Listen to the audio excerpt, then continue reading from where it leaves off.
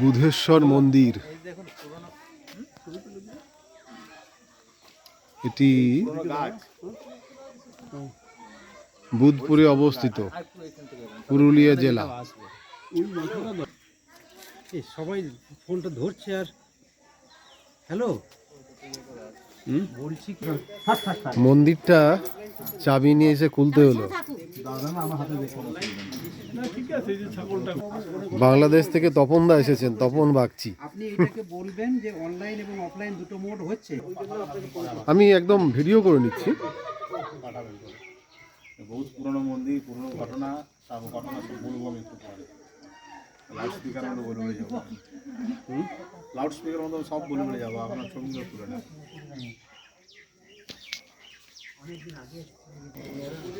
বলুন।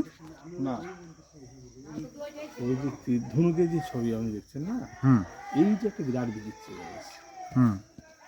ওই ধনু থাকে।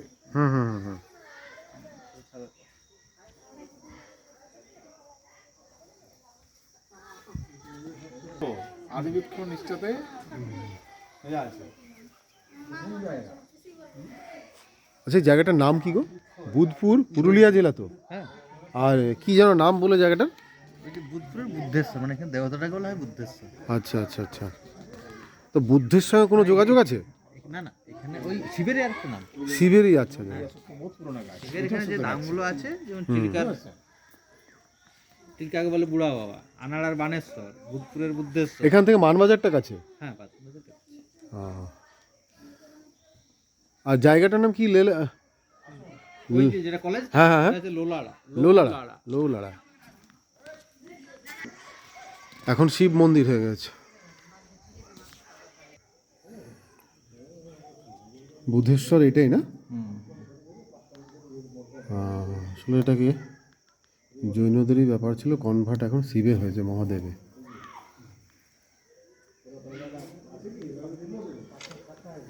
মন্দিরের ভেতরটা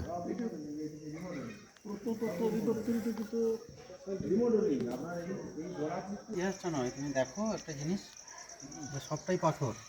এই যে এইটা এটা এটা এরকম করে শুধু ইয়ে নয়, এটা গোটাটাই পাথর। পাথর হ্যাঁ, এগুলো থেকেই সব এগুলো কেটে কেটে সেগুলো থেকে নিয়ে মন্দিরটাকে বানিয়েছে।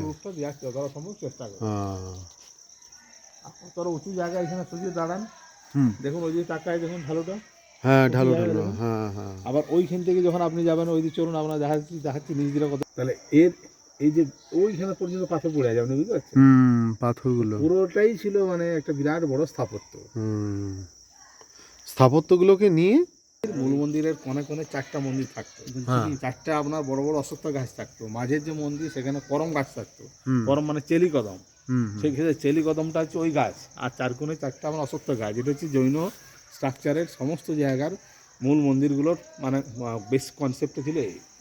4টা অশ্বত্থ গাছ থাকবে, 4 কোণে 4টা ছোট মন্দির থাকবে, আর মাঝে একটা বড় মন্দির থাকবে, এবং একটা মাস্ট চেলি কদম, কদম গাছ। এটা হচ্ছে, এটা বিষ্ণু নাকি? বিমান ঘাটি আলাদা, বিষ্ণু, শ্রী বিষ্ণু। কত ওই জৈনদের থেকে ওটা 4 মূর্তির হাত ছিল, ভেঙে টেঙে হয়ে গেছে, ওইটাকে কোনো রকম করে এইসব বিষ্ণু রূপ করে দিয়েছে। এগুলো বিষ্ণু গণেশেরই ছিল। এটা গণেশ তো গণেশ, এটা গণেশ দেব তো গণেশ দেবে। কি মানত কামনা করবো বলো? তোমার মন্দির মঙ্গল হোক, তোমার মঙ্গল হোক, আর চৈতন্য হোক, এবং এই বছরই তোমার শঙ্খ বাজাতো কি পদ্ধতিতে, সংকেত সিস্টেম, ওইটা ওই উপরেরটা না? অ্যাঙ্গেল থেকে শঙ্খ ভেরি এক ধরনের যন্ত্র, বাদ্যযন্ত্র দিয়ে তৈরি।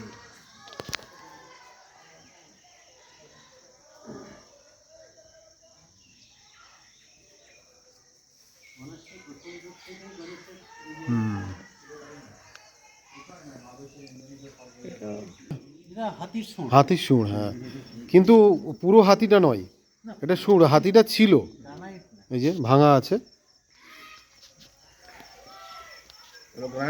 এই পাথরটাই তো নেই আমাদের। হ্যাঁ, মানে এটা যে পালও লিখছিল, ঠিক আছে, এই পাথরটাই তো আমাদের সামনে পেটের মধ্যে আমার হাতি আছে। ওগুলো যে যেমন মাটি হাতে আছে, ওগুলো মাটির জিনিস তৈরি করা আছে। ওগুলো মানত করা। এগুলো আমাদের ছোট হাতে টেরাকোটার কাজ সব জায়গায়। এটা একটা রাম মন্দির, এটা এখনকার তৈরি করা শ্রীরামচন্দ্র, হনুমান।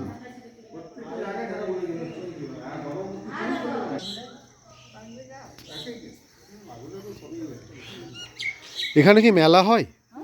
কোন সময়? কতদিনের মেলা হয়? ও গাজনের সময়। গোটা শ্রাবণটা হয় বারুণীতে হয়। ও রোহিণী দিনে হয়। বাগুড়ির তো রোহিণী দিন। এখানে আমাদের চৈত্র মাসের গাজন এই ফাল্গুন মাসে হবে, 5 তারিখে হয় আর চৈত্র মাসে হয়। গাজন উৎসবের সময় না? বাবার গাজনই হবে, শ্রাবণ মাসে হয়। আর ওই যে মাকুড়ি শ্রাবণ মাসে জল ঢালা। ও শ্রাবণ মাসে জল ঢালা। এটা সব পাথরের পৌঁছে হয়, যেতে হয় ঘুরলো। একটা সুন্দর মন্দির দেখানো হলো, পুরাতত্ত্ব সমৃদ্ধ একটি মন্দির, বুধেশ্বর। হ্যাঁ আচ্ছা, আর একটা জায়গায় ঘুরতে যাব, সেখানে আবার ছোট করে ভিডিও হবে। যাই হোক, আমরা বেরিয়ে যাচ্ছি। রাম সীতা লক্ষণ ওলি তৈরি করতে ছাড়া নয়।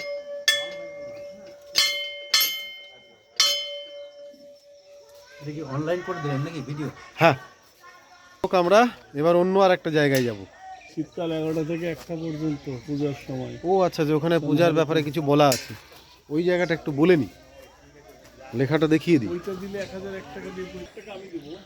শ্রী শ্রী বাবা বুধেশ্বর ধাম, শীতকাল 11টা থেকে 1টা পর্যন্ত, সন্ধ্যা আরতি 5:30 থেকে 6:30, গ্রীষ্মকাল সকাল 9টা থেকে 11টা, সন্ধ্যা আরতি 6:30 থেকে 7:30, পৈতা একজন 1001 টাকা, বিবাহ 2001 টাকা, অন্নপ্রাশন 501,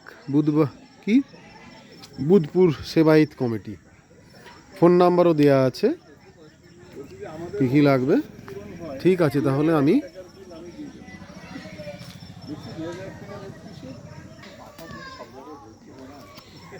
বাই বাই।